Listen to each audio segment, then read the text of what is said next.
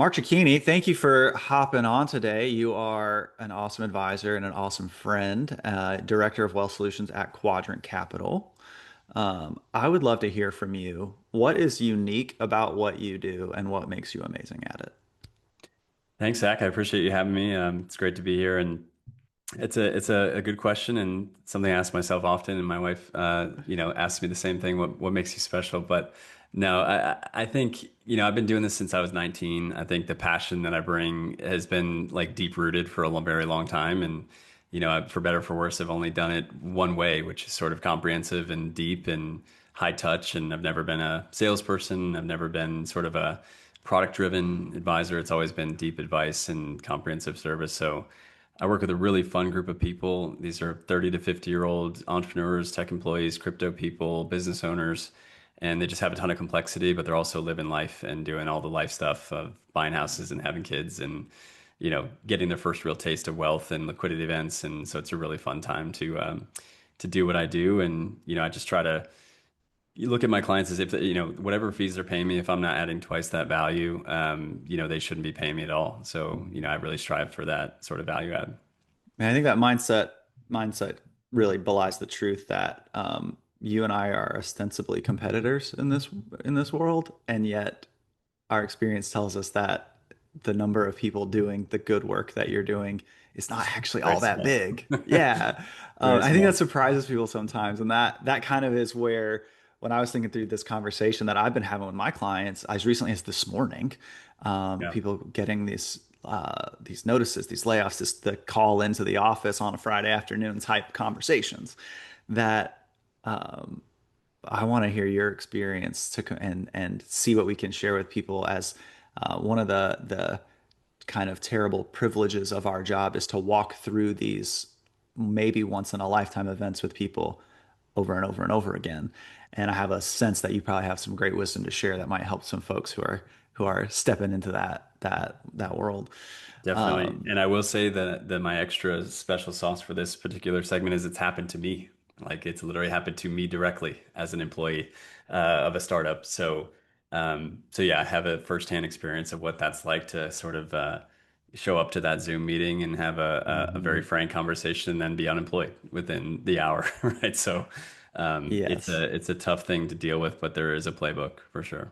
Yeah, and I want to get into that. I think before anything else, just tell me what you're seeing, what you're hearing right now, in the conversations with clients, in conversations with people maybe in the tech world as you work with executives, in the atmosphere. What's really the sense of things right now? Yeah, it's a great question. I mean, just to give the listeners a sort of a sense of who I work with. So, on the tech side specifically, it's public and private tech, right? So very, very early stage startups that are privately held, think a handful of people, maybe a couple dozen people, all the way up to the latest stage, probably should be public, but aren't public companies like SpaceX and OpenAI, Anthropic, and, these multi-billion dollar companies.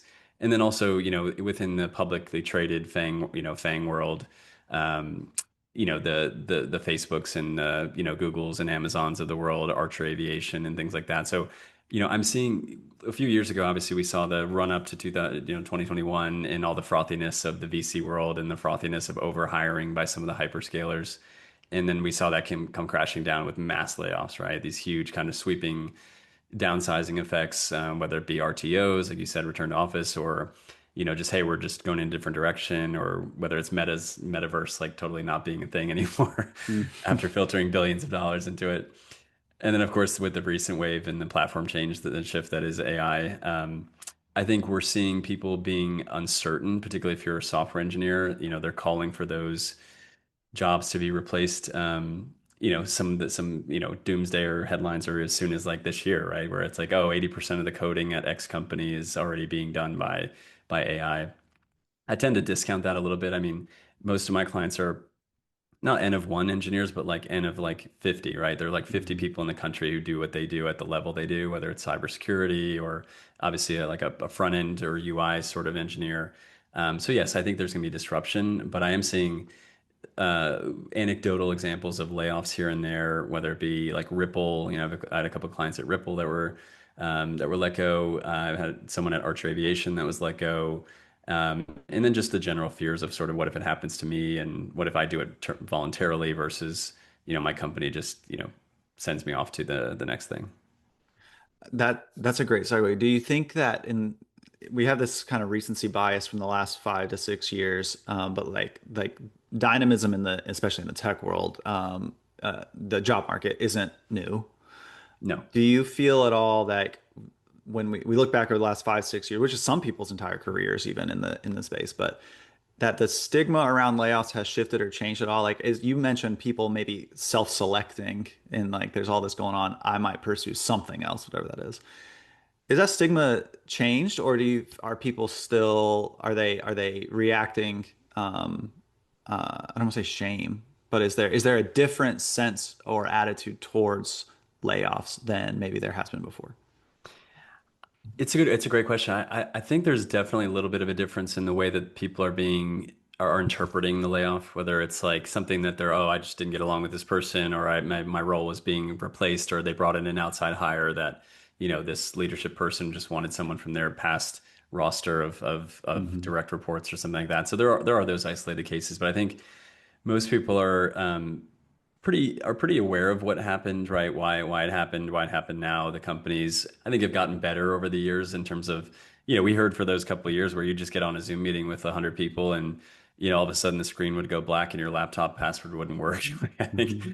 I think some companies got roasted for that pretty badly, and that's just, in my opinion, a really inhumane way to let someone go, particularly at a tough time, whether it be COVID or post-COVID. So I think the reactions that I've seen, anecdotally, again, these are I only work with like 52 households, right? So take this data set for what it's worth. But the full range of emotions from, why was it me? I thought I was performing at a very high level. I don't think I was performance related. It could have just literally been a P&L decision or, sort of a redundancy in my role. Hmm. And there's other ones where it's like, hey, I just did not see my role developing this way, and all of a sudden it's this way now. And I just, my manager and I kind of came to an agreement that this wasn't the right place for me anymore. And those two situations can have wildly different reactions from an emotional standpoint. Hmm.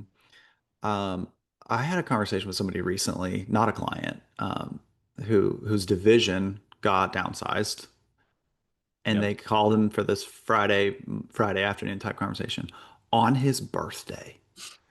I saw you post about that. And that I Oh shouldn't my be astounded, gosh. right? Like, because and they're not Yeah. taking into account, they're not pulling that calendar before having this conversation.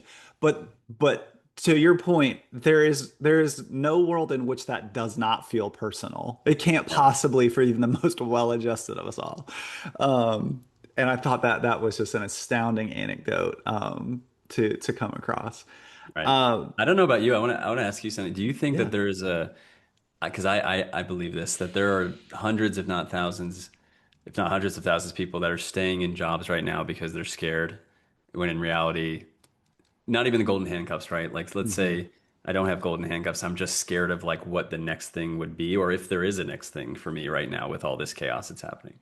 Yeah, I 100% think so. I think that for this last window of time, we've seen this phenomenon of career progression through job hopping be Yep. kind of the norm, right? And I remember, I mean, I think I've even written that like don't be afraid Yep. of So have I. job competitiveness, right? And I Yep. don't think that that was false of a certain time.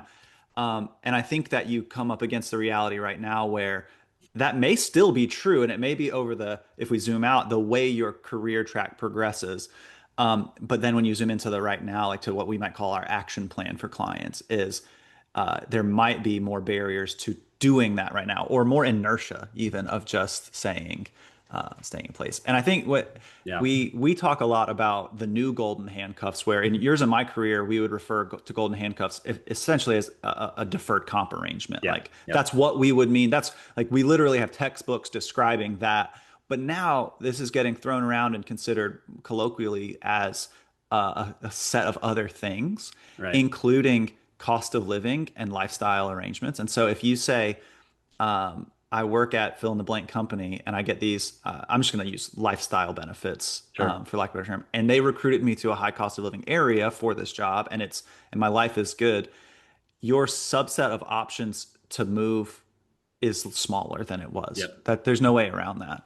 And so when that's even called into question only via headlines, it's more inertia keeping you put. And so we might even call that the new golden handcuffs, even if it's not about, that I have to stay for a vesting schedule. Yeah. Um, Or even just the I mix of your comp, right? It's like 100%. if I'm making 350 and I have these RSUs that are kind of there, but they're not really worth anything, man, I'm really happy about that 350 these days, right? And it's Yeah. just coming every 2 weeks, like clockwork or Hmm. semi-monthly, and then I'm potentially being courted by someone who's going to pay me 150 or 100 and give me these even maybe more liquid stock options, and Hmm. it's just a big risk, right? Yeah. To that comp mix.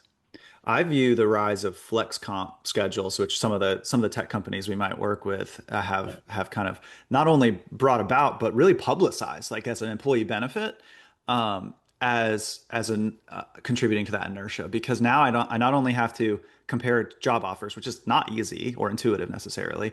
I have to compare job offers and understand the benefits, which again, not easy. And then I have to pick that mix of whatever it is, to salary to restricted stock to options, or whatever the options are that are at Yeah. your employer. And you add that mental load, and it can't not make there be more friction. Yep. um so 100%. I talked to a recruiter recently, and they compared it to kind of the housing market, saying what they're seeing is that if you have a desirable property in a desirable place, you're still commanding great leverage and you're taking your house to market.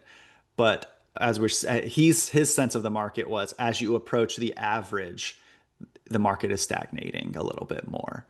Yeah. Does that square with sort of the experience? I would expect that in your subset of people they probably trend higher than average, right? We're working with Yes. high quality people doing high quality things. But do you have a sense that that might be true? I do, and I think it's even more pronounced in some of this is anecdotal, but even at the new entry level grad sort of level, right? With people who are super highly qualified and they're looking for jobs and they're applying every day to 10 or Hmm. 20 jobs a day, and Hmm. they're just not getting any nibbles, right? And that's sort of terrifying if you're a Yeah. double major in mechanical engineering and electrical and you can't even get an entry level job these days, that's really not a great sign. But Hmm. again, it depends on a lot of factors. Where are you trying to work? Sure. What industry? What geography?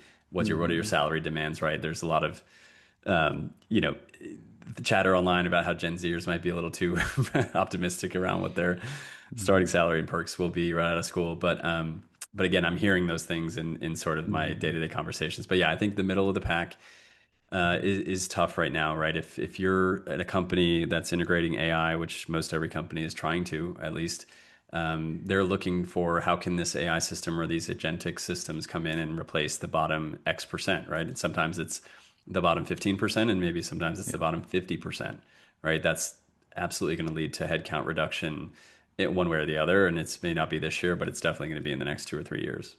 Yeah, that's definitely squares with the both the sense and the specific examples that I can think of. Someone mentioned this phrase to me. I'd never heard this before. Maybe it's because I'm ignorant, but they said they career in tech, actually dual careers in tech, um, and they said that they had layoff fatigue, Mm. not because they had their job had been in jeopardy. I'm not sure that ever had it been in jeopardy, but in the periphery, right?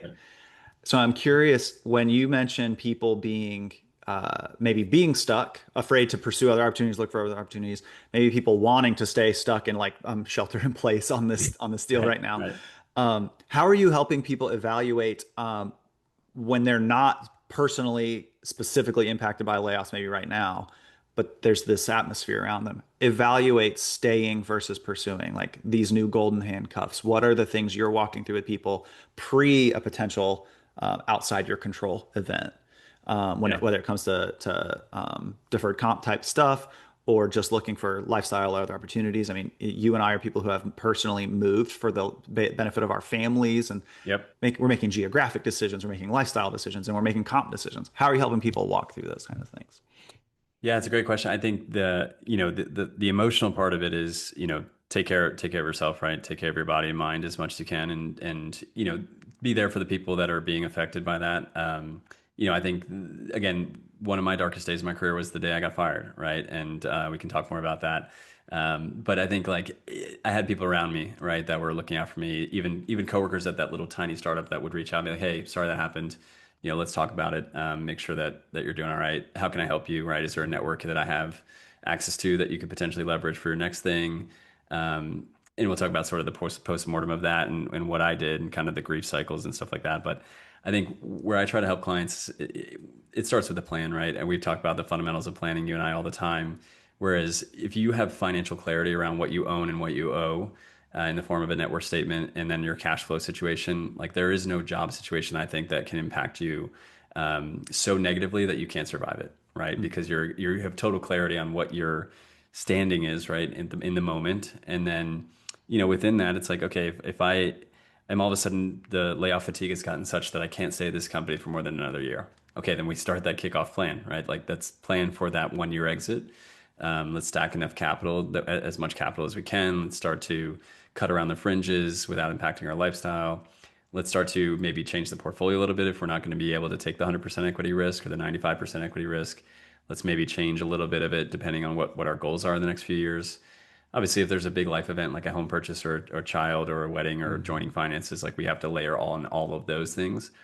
But I think once people get the clarity around that, it makes some of the stuff at work a little bit more tolerable in my experience. I don't know about you, but when I got my money right in my 20s, late 20s, early 30s, I was like, I'm not as high strung, around some of the stuff in the workplace. Like I'm just not going to let that impact me the way it would have when I was dealing with work stress and the stress of not having my finances perfect and then dealing with family or friends or trying to find a partner to spend my life with.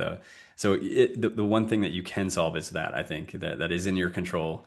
And so giving Mhm. clients the clarity around having that perspective can hopefully trickle into their work-life balance situation. But if they're stuck there and they're not, dealing well with the layoff, um, you know, the layoff inertia or just and if they're inheriting work from those people that are being laid off too, I think that's Mhm. like a double compounding effect, right? Of like, oh, I'm seeing my good friend who I've worked with for 5 years get laid off and sort of treated poorly.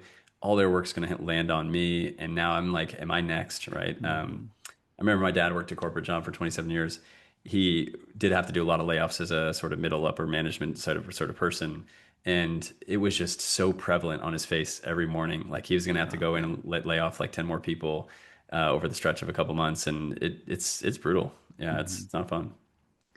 Yeah, I one of the things that we often describe. So when we do our corporate exit planning work, and it's not always a layoff or it's not always early retirement. There's a whole gambit of things that it might be. But one of the things when there's some tension on should I stay or should I go or when, that we often say is we might know we've arrived at a sound plan when you feel free to stay where you're at. Yeah. And that's optionality, right? That the core of what we do is we've created or identified optionality. And I think I kind of hear that from you. It's the if we do this process right and we've mapped out your current balance sheet, your cash flow situation, and what is the impact of a given move, you may feel free to stay with a lot more contentment than you Yeah. wake up with today. Lose some of the Sunday scaries type ideas along the way. 100%. Or just stop climbing, right? Like, and there's risk in that, right? To the people Mm, that are just really happy to clock in and do the 8 to 6 or nine to five. And there's risk in that, right? Especially today with being isolated as one of the people that's not going above and beyond. But yeah. there are a huge group of people who just, you know what, they're really comfortable with their salary. They're really comfortable with their benefits. They're living well within their means and they're stacking Hmm. capital. Obviously, the markets have been cooperative, but they're just content. And so they're not the ladder climbers that might be like super stressed about getting to the next thing, the next promotion, the That's next true. raise, the next equity grant. And that can be freeing too. Yeah. So okay, you said you talked about your layoff playbook. We have one too, and I'm curious. And I had again this conversation as recently as this morning with someone who had this, you know, brand new news. Yeah. What would you say if we start focusing on this layoff situation? What is the very first step? You get that call. I had to go tell my wife that this came in. I had to go tell my spouse that this came in. I'm gonna call Mark because we would want his feedback. What is the first step that we should do? Yeah. So I just pulled up my checklist here, but I'm going to stop short of the first step because I think having gone through it, take a step back, right? And process it. I think my biggest Hmm. mistake was I didn't give myself any time to process. I just literally went right to LinkedIn and started reaching out to people and was just, first of all, I was Oh angry, yeah. right? I was Hmm. angry. Then I was embarrassed, right? I was only at the company for 5 months and was really, Hmm. like the fifth employee and sort of the first non-technical hire. And I had a lot of aspirations for what the product would be and sort of was recruited specifically for the role. And I was in shock, right? Of disbelief, anger, all the feelings. And so I think when I had my most recent client get laid off, I was just like, dude, just process it, right? Take Hmm. a walk, take the day at least, um, and just sit down with your wife and just process, right? Yeah. Vent. If you need to cry, cry. If you need to Hmm. punch something, go to a boxing class or whatever. But just Which is the experience, right, that is the right setting. Yeah, right. not the wall, not anyone around you. Yes. Don't drive to headquarters and start arguing No, with HR. right. And I think some people do get mad, right? We've seen those clips of people on the HR calls where they're For like sure. actually talking back and like sort of, Hmm. justifying what they've done. And I think that's just not going to really get you anywhere. I think the decision's already been made. It's not going to be reversed. So just take it on the chin, process it, and then get Hmm. right back up. And what I told my last client who called me and told me that this happened was just, you're going to find something much better, right? You're going to actually use this like severance period as a little sabbatical, right? Like take Hmm. this month, 3 months, whatever it is, take a sabbatical. If you want to start networking, go ahead. But we got to go back Hmm. to like the square one, right, of our financial plan, which is kind of like reviewing your expenses, getting back into Monarch or whatever the cash flow tool you use is. Yeah. Do a retro on the last 3 to 6 months, get your monthly burn, sort of in line or at least aware, right? Make yourself aware of what the last 3 months or 6 months has been. Obviously, the benefits is a big part of it.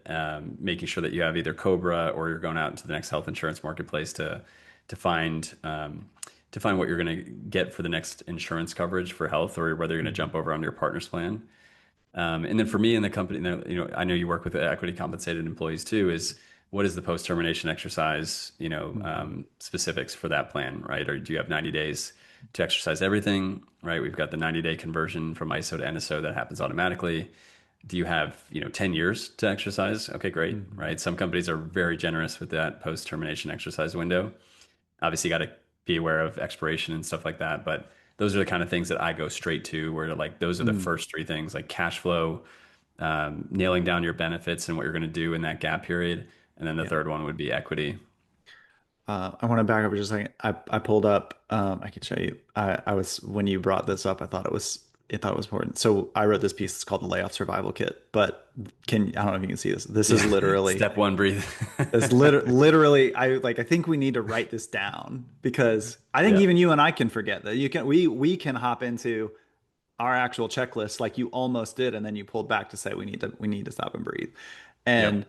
we even might be well equipped for the tactics and the decision making process around the money parts of things. But man, don't skip that this is a real big life event that's happening, and taking just a moment for presentness probably lends itself an outsized impact as we start the Yeah. process. Yeah. And Um, you might have been there for decades, right? There's people that like, get laid off oh, after 20 years. yeah. And it may not, it probably won't ease the pain, right? Mhm. Of it's like a spouse, right? You've Yeah. been married to that person in the form of a company. You've been interacting with these people for potentially years or decades, and it's going to be a loss, right? And you have to treat it as a loss, period. One of the things that I think is helpful mindset wise, in you just outlined updating your cash flow, assessing your equity, assessing your benefits, Yep. whatever shifts that's going to be, and assessing your equity. These are all important and time sensitive things because there's Yeah. some clock on them. Even it, Cobra has a clock, even if it's a long one. Your equity is going to have some kind of impact, whether it's accelerated vesting or conversions that are happening in a certain window. And they're probably going to change what you were expecting the clock to Yep. be, right? But what I think gets overlooked sometimes when you start with cash flow, as we should, and you update these other things, you actually need to go back and revisit your cash flow in the form of any projections that you have too, Yes. because we're gonna update these things. We're gonna say, here's your cash flow, and we can project that out, and we do. And then you're gonna say, I've got this change to my health insurance at the most basic level. I'm gonna get an exchange policy. I'm gonna be on my spouse, and that's gonna change our monthly spend some way somehow. And now we need to go back and plug that in. and I've got to assess my severance agreements and figure out what's that income, what that equity shift's going to look like. Yep. And that may, who knows, that may also come with tax implications that are also going to now be out of pocket or whatever it is. And we need to go back to our cash flow illustration to say, we've now accounted for that. And oh, look, it still works. Oh, look, it's going to work really well until April. And then we really need we really have a problem. But just Yes. to view this kind of recursively, I think lends a lot of peace of mind to know that we've got a landscape view that we can, that's strong enough to help us and flexible enough to work with us as we go. Correct. Does that make sense? Correct. It makes perfect sense. And I think that that dictates, in my opinion, the cash reserve levels, right? So hopefully you've already planned for something like this happens. Why we have an emergency fund or a war chest or a cash reserve, whatever you want to call it. But some people are more risk tolerant than others, and so they might say, well, if my spouse and I are pretty gainfully employed and we're not really at risk of job loss, we're just going to do 3 months of cash, right, in Hmm. a cash reserve. The rest we're going to let it ride. My clients are young and they're super risk tolerant, so they're very heavy equity, right? So whatever we set aside for cash, the rest is probably going to go the majority into stocks, right, Hmm. versus bonds or cash.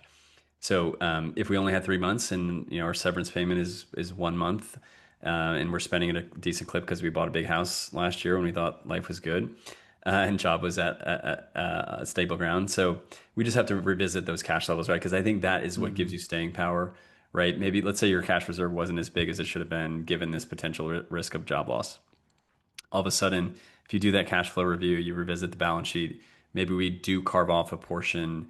Again, now's not a bad time to rebalance away from equities and take Hmm. profits, right? So again, hashtag not financial advice. Um, but the idea of having a larger cash reserve gives you staying power for that job search and that Yeah. layoff period, that sabbatical period, whatever you're going to do. Yeah. I think that all tracks. Tracks really well. What in your opinion comes to mind first? You mentioned this briefly with equity updates, but what are the main items? This happens, I take a breath to review or potentially, I suppose, negotiate in a severance package. Like we've got this agreement that's come out, and you may be given 3 months before you have to accept terms. In the case, this is a real life example, someone who got the return to office, um, let's say memo, Yep. that was not gonna, it was gonna cause some decisions that Yeah. have to be Yeah. made. We'll put it that way. Uh, but that's not being made today. There's a by such and such date. When you see that come through, you get that call from a client. What are the things that come to mind I'm going to take a breath. I'm going to look through this and I'm going to really put this in the right context. Yeah. Yeah, I think it depends on the company, but there are some companies that are very well established in corporate and they have policies, right? So like the severance Mhm. payment is a calculation, right? It's 1 month for every X years of service or whatever the calculation is, and that is what it is, but you don't know what you can't get until you ask, right? So Mhm. I would say first thing, negotiate for more severance. When I was laid off, I immediately was like, well, that's not very much. I'd like, double that. So Mhm. they did give it to me, and I kind of gave my reasoning for wanting that. Given what I worked harder than I ever have in my life for that 5 month period I was at the company. So that's the first thing. It's just you won't get what you don't ask for. Period. In Mhm. terms of severance, because again, that's cash, right? That's cash in your pocket. It's going Mhm. to pay taxes. Obviously, it's going to go through payroll. The next thing would be if there is a COBRA period, right? That's usually fairly defined. If there's any flexibility for being, retained on the medical insurance plan, maybe they have an open enrollment coming up, you could potentially push it to that. And then the other thing is usually what I've found to be the most fungible is the post termination exercise window.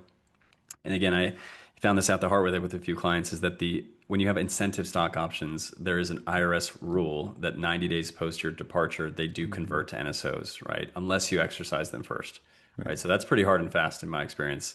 I don't know about you, but I've done a lot of research in the IRS Yeah, world. I don't think companies are making No, that particular call they're not for making that how call, things are nor right. could they. So you have to make that call in terms of whether you're going to exercise any outstanding vested ISOs before 90 Mhm. days, right, post termination, and that's a big deal, right, because of AMT. Now the other part of it is when do those options expire from the standpoint of like, can I exercise them, right? Because it might be pretty short. I've seen companies where 90 days is the only termination exercise window for any option, right? So any Mhm. unexercised option on the 91st day of post termination is going to be gone, right? You Yeah. will not own it anymore. So that's a big thing. And you could potentially negotiate that, right? I've seen companies be really generous with that going out, like I said, 5, 10 years. And so Mhm. that just gives you a ton of breathing room to like, hey, I'm not going to make this decision when I have to make a bunch of other decisions, but I have time to do that.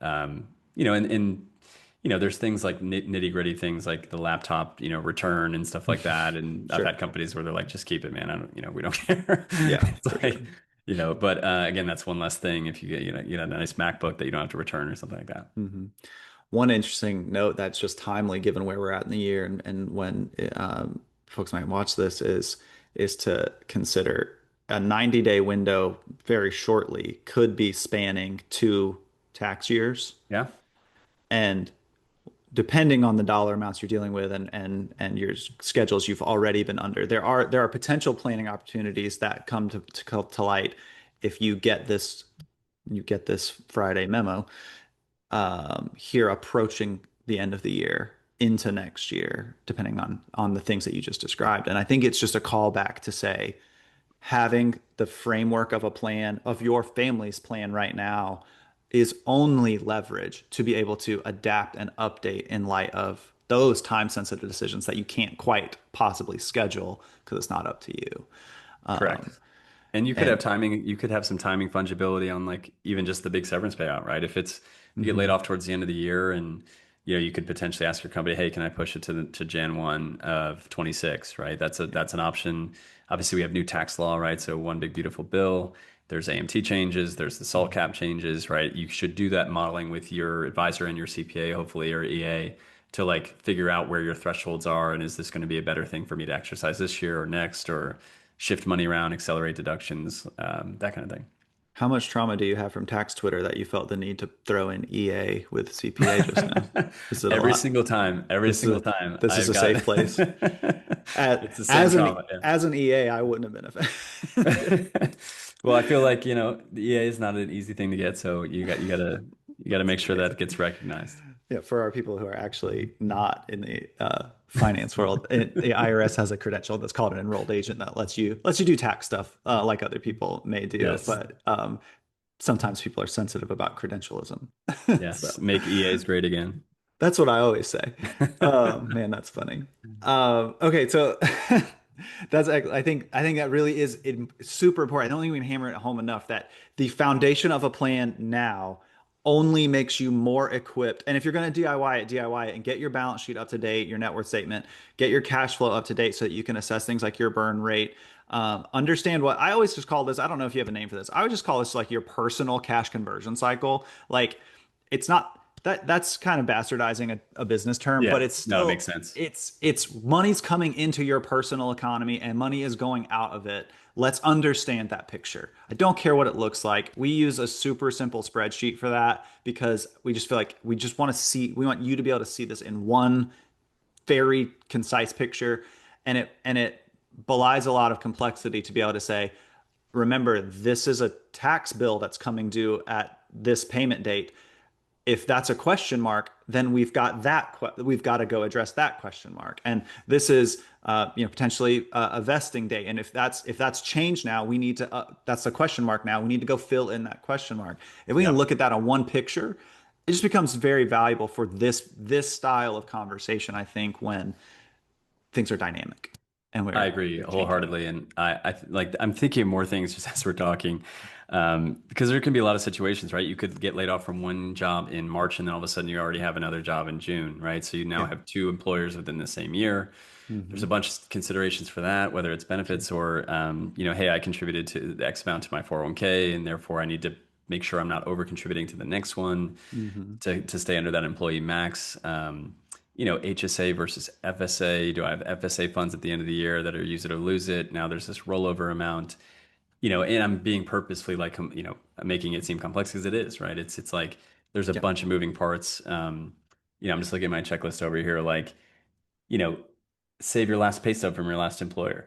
Why is Hmm. that important? Because as you're doing projections for the rest of the year, like that'll be the best record of your wages from that first company, right? Hmm. So having that someplace easily, accessible and being able to use that in projections.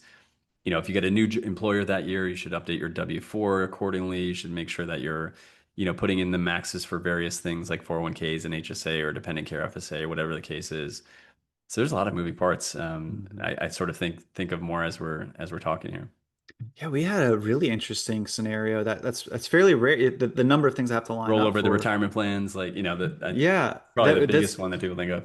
this would be related to that an individual that we were talking to has a substantial income, substantial assets, also happened to have a 401k loan outstanding, just because it was a place that they had sought funding for a goal that they had, when layoffs came through, and the opportunity for what you could find as a QPLO, a qualified plan loan rollover, and that's a really unique, like that's not gonna normally happen in the normal Yes. course of most people's life.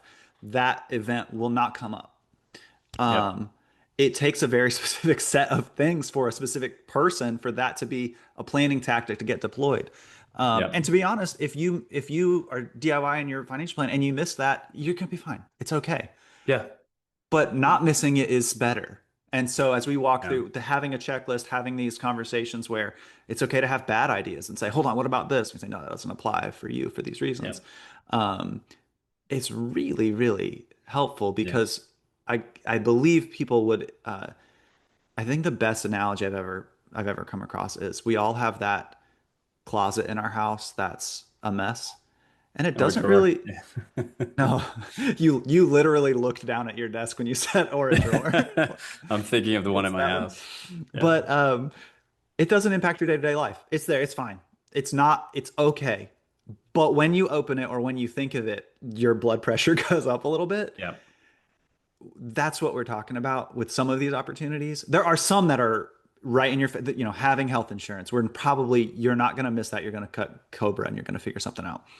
Yep. Optimal or not, you're going to figure something out. But these things that cause you stress percolating in the back of your mind, like, oh, I still haven't done that. Oh, I still am not sure about that. I remember that, I had a bunch of RSUs vested that I didn't plan to have hit this year because of it accelerated. I think that's going to do something to my tax bill. I forget what should I do. Yes. Um, that is going to cause your blood pressure to go up at a time where it's already high. Correct. And Correct. it's valuable to just know that that's true, and to know that working through a checklist like you have, or like you may be able to find, and is the solution to that. Definitely. Um, Yeah, I agree. And I think there's like the housekeeping element of it, which is just you want to really be good at blocking and tackling, right? Like I think, like you said, mhm. it's not going to make or break your life, but like if you're nailing those things, you and I have both seen the clarity on people's faces when they're like, I'm nailing the blocking and tackling, right? There's Correct. Yeah. there's not a thing that I'm missing. And it adds up, right? It compounds, especially if you're working with folks at high income or a high cost of Mhm. living area. The other thing is like the more strategic things, like, and this is why I'm like psychotic. I posted about this the other day. Hey, I'm looking for this, this, and this to add to my professional roster, Mhm. or just continue to build out, right? So, like, health insurance is a great one.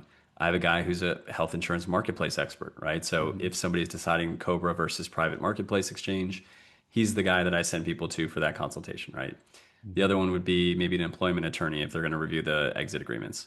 Maybe there's a if the post termination exercise window and we're really contemplating like, do I exercise these options? Maybe I have a secondary market person come in and say, hey, your company is late stage enough that there is a market for this stock. And here, if you wanted to do an exercise and sell as part of our third party platform, you would be able to sell at this price point, right? And Mhm. so it makes that decision because a lot of times my employees at private companies are exercising without liquidity opportunities, right? So that it Right. really is like a big decision, whether it's AMT tax or just the exercise cost alone. Without that light at the end of the tunnel is really hard Mhm. to stomach that six-figure potential payout or potential cash burn. And obviously on the benefit side, when you get that next company, we should get that benefits package immediately and Mhm. just figure out what you're going to enroll in and how it's going to impact your family. Uh, Getting those, having open lines of communication to your advisor, to your team, what all the people you just listed, to your spouse, is so inordinately valuable. Yep. Yeah, some things are timely, so it literally matters that we got this today, not next week. That's Yep. that's true. It's not true for all of the things, but it's true. But one of the things that I know you're exceptional at, and that I view as really important, is having creating a space to have these conversations. Yep. And you and or I are not the person that will have the answers to everything. or most things. We're going to look, we're going to find, and that's totally fine. Right. But having the space to say, I just got this severance agreement. I have to make this decision about this severance package that's coming online, or I've got this job offer. This was the call I had this morning is, what if I get a job offer? I've got this timeline to make a decision. What if I go on the job market and I actually find something really quick? Yeah. That actually changes the calculus for this exit decision too. A That is quick where, rebound, correct, yeah. like a bad girlfriend. I have no experience with that, so I don't know. Um, the but all that shifting calculus, the if you're the person in your family who's handling the money, I'd call that person the financial spouse. If you're that person and you have like this, you're a high agency individual who's going to go figure it out, and you're going to make it work, whatever it takes. If you have to go work side jobs in the meantime, I get it. I'm sympathetic to you. Your spouse may not share that. Right. And this open line of communication with some real tools and some real resources that gives them peace of mind during a stressful time. Also, really, really important. Yes, Um, in a way that I don't think we could really overemphasize, that just having those open lines of communication is what can lead to good outcomes. for sure. Yeah, you need an advocate in your corner that's, objective. Like as emotional as I can be with some of my clients, because I've been in the trenches with them day in and day out, week in and week out. It's like I'm gonna go home to my wife and kid and be fine, and I'm unemotional about what happens to your career in particular, which is why I can be objective, right? I want you to win. I want you to crush it. I will never ever root for your demise, but I'm also not Mhm. emotional about it the way that you are, right? Yep. Because we're fresh off of this layoff. Again, I'll give you an example. Um, I had a client whose division, I won't say like even what field it is, but division was downsized after 20 years, right? Mhm. And they thought they were wrongfully terminated, so they sued. They actually sued the company and got an employment rights attorney. And, it was probably a group of 10 or 12, maybe even 20 people that all sued the company or the institution. And they won. And Mhm. they were, it wasn't life-changing money, maybe $500,000.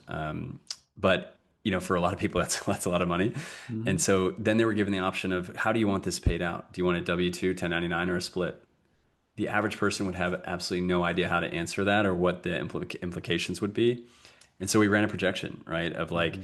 all W-2, all 1099, or split. And based on the retirement contributions, we actually decided to do a split, right? Mhm. Because if 1099, you could potentially do a solo 401k, do much more in there. So like those are just kind of things where it's like, I'm going to be robotic about it. I'm going to help you think through the emotional part of it because it's 20 years of your life and you really loved it, Mhm. loved the place. And now you felt wronged by them and you actually won. And so it's like this bittersweet feeling. Like you no longer work there. You no longer have a job, Mhm. but you now have this pot of money that will hopefully sustain you for a few years while you find your next thing, right? The benefit of perspective. Also, I've had probably four-ish times in my career where income from some kind of legal action was at play, and it's never straightforward, No. the exact implications of Yeah. receipt of those funds, whether it's lawsuits that are related to some sort of wrongful action, employment related lawsuits like you just described. Assessing those options, forget about objectivity. Attorneys are not famously known for communicating the end result for those things. No. Um, No. and almost no one individual is the right. It takes a team approach to do that. That's just an interesting uh, anecdote that you have. Yeah. Um, yes, open lines of communication How when about the things retirement really plan come up. rollover? I think that I'd love to hear your thoughts on this because it Sure. is a topic that gets discussed a lot. So, you've left the company, you've got a big Hmm. 401k, 403b, TSP, whatever it is. What do you do with it? What is this financial advice? Is that what I'm doing right No, now? Like, am I no. giving people Hashtag no financial advice. any? So, What are your options? I guess I shouldn't put it so closed ended. what are What are your all of the options? options asterisk? Yes. No, I can tell you what the normal course of events is. Someone will exit and immediately rolling over their funds is not top of mind. That's just typically Yeah. the case because those funds, and if this is news to anyone, those funds are not immediately in jeopardy. They're not changing. They're not shipping you unless you have like less than $500 in an account in some places. Um, they're not sending you a check. It's really is okay. And I think that's actually appropriate as you and I working in an industry where the average professional is give me your money, just trust me type person. Like Yep. that's actually is fine. That's not the top of your order of operations. In fact, I think you and I have made it this whole time talking about other things that are Exactly. quite a bit higher than that. Um, Yes. but once the dust settles, or as you get down that order of operations, I find that the average person at least feels more comfortable having rolled those funds out. They're not Yes. required to, and they may choose to roll them to funds that are have an advisor related to that account, or even to DIY. For many practical reasons, it could be that they are able to lower costs from their corporate plan. It may by DIYing. It may be that they expand their investment options. But in my sense, from many of those conversations, is I am fully extricating myself and my mind from my former employer. Yep. And I really believe that that is the primary driver. For some folks who are outsourcing the investment management to their advisor, then that of course is a knock-on decision of, and I've got Mark who wants to help, who was able and really equipped and qualified to help me manage this money, and I don't want to do it myself. But I find that it's part of a chapter closing. Yep. And in the same token, there's any number of more technical planning reasons where we may explore rolling those funds into your new employer plan if that's appropriate for you, or into a solo 401k if that's appropriate. So we would see that line go from your previous employer 401k to an IRA if that's what you rolled it over to. And then potentially into a new solo 401k or your new employer. And there's technical reasons to do that, Yep. or maybe not do that. Um, Pro but rata rule. that's Yep. but that's still chapters, closing and opening, Yep. and that's valuable. There's some real personal value to that. What is not valuable, Mark, is I've got 17 accounts from my former employers over the years, and I actually forget about four of them until we've been working together for 6 months. Um, Yes. that's the dirty drawer that you have that you're picturing. That's Yes. that. It's totally fine. It doesn't impact my day-to-day life until I crack it open, and then I wish I hadn't. Exactly. We I can agree. complete that. I think I'm so passionate about financial housekeeping because of that reason, right? Like truly what gets measured gets managed. Like I've never Mm, felt more strongly about that. People are so pulled in so many different directions. Our attention spans are shorter than ever. Things get orphaned in different places. And, it's just a really not a good situation. And I've seen it mhm, happen, where like people literally still can't find their old 401ks and it's like 50 grand, right? So it's like, mhm. do you really want 50 grand to be floating in the ether when you're Yeah, 10 no years out of tabs this on it. company? And I'll give you one last reason, which, again, the way I think about it more broadly is like, what does the fund menu look like? What are your Sure. expenses? Can we do better in an IRA? Are we just trying to do backdoor, right? Those are the more Mhm, like technical things. Like, do you want to roll it into your next employer's plan? Okay, maybe we'll park it in the IRA for now, but clear it out so we can do pro rata rule or backdoor mhm, Roth. But the other thing is my wife worked for a startup, music festival startup that was doing very well and then crashed and burned spectacularly. um, Me being the occupation that I am, I'm like, all right, we're rolling this thing out of Transamerica like immediately, right? So we mhm. go online, we do the whole painful rollover process. I was gonna say wait, I guess we shouldn't say that. Well, It wasn't gonna be immediate though. no. Oh. Um, but so we did the successful rollover, and then come to find out some of our employees, colleagues that did not do it had all sorts of issues, like with their match not getting properly reflected, their vesting percentages were off, and this thing was Mhm. chaotic, right? We're talking bankruptcy court and everything, so they're like Yeah. companies like clawing back like the match from that year. And so Mhm. I was really, really glad that we did that like the day after her laptop shut Yeah. down because I was like, we are not going to stick around to find out whether or not they got their stuff figured out. I mean, that's a really good call out. With these employer plans, they're largely quite robustly protected legally by the government Yeah, regulations. ERISA. That correct. But that doesn't mean that there's no headaches involved along that route. So People many. like to talk about, FDIC insurance or whatever for their accounts, and that gives you peace of mind eventually. Yeah. And in recent years, we've seen some responsiveness that's happened quite quickly. The same way that my credit card gives me fraud protection eventually. It doesn't necessarily mean I have no hiccups along the way, and that's there's some value to that for sure. Yeah. Just I want to wrap up here. We've talked about some of the technical, and we talked about some of the emotional aspects. I've seen that when you mentioned this about employer plan, 401k rollover type thing. If someone has equity at their company and they're laid off, and you see this personal impact, do you feel that the stance there, that the mental stance towards that company's equity may also shift in their minds? What's your experience with that been? I think it definitely it skews more towards impacting the philosophy than not. And it makes sense, right? If you're basically going from an insider, right, inside the company all day, every day. You're seeing the roadmap. You're maybe even seeing the financials that are potentially not public. Um, you're talking amongst your colleagues. You know what their departments are working on. You really are like an insider, right? It doesn't mean that you're going to know exactly what direction your stock is heading in, but you Mhm. probably have a good sense of like what the general vibe is inside the company and the future of the leadership team and stuff like that. As soon as you're outside looking in, it's completely different, right? It doesn't matter if you're still talking to your buddy who works there, because again, it's his opinion, right, or her opinion of what's Mhm. going on internally.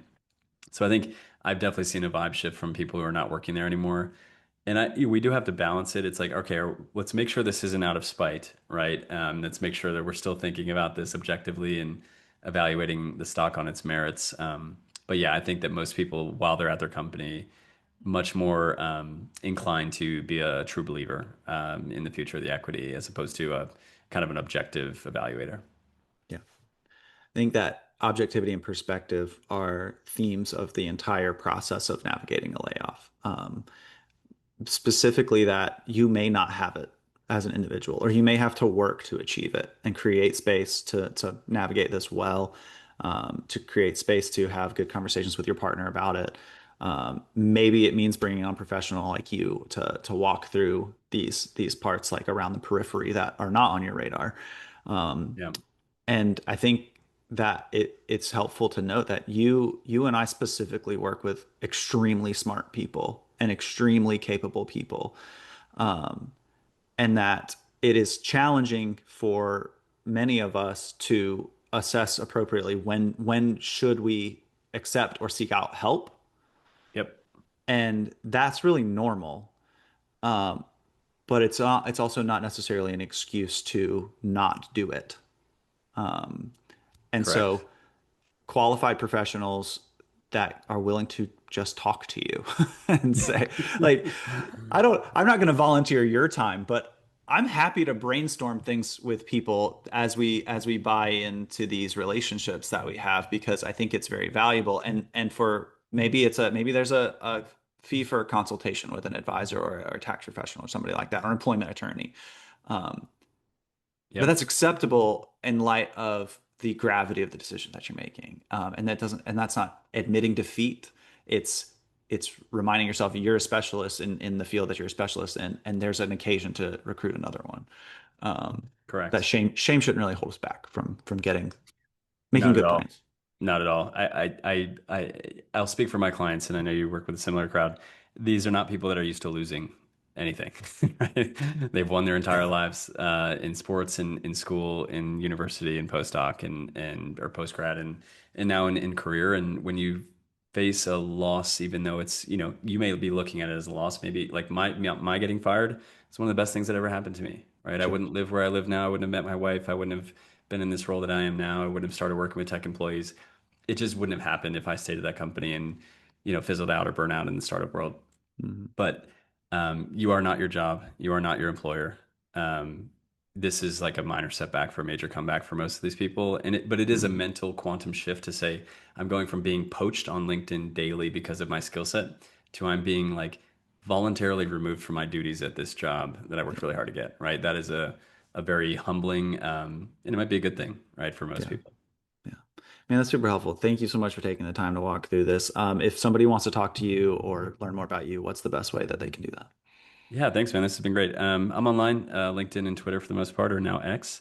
Handle is at Mark Cecchini, Cecchini. And then LinkedIn, just my full name. So that's best Awesome. place to find me.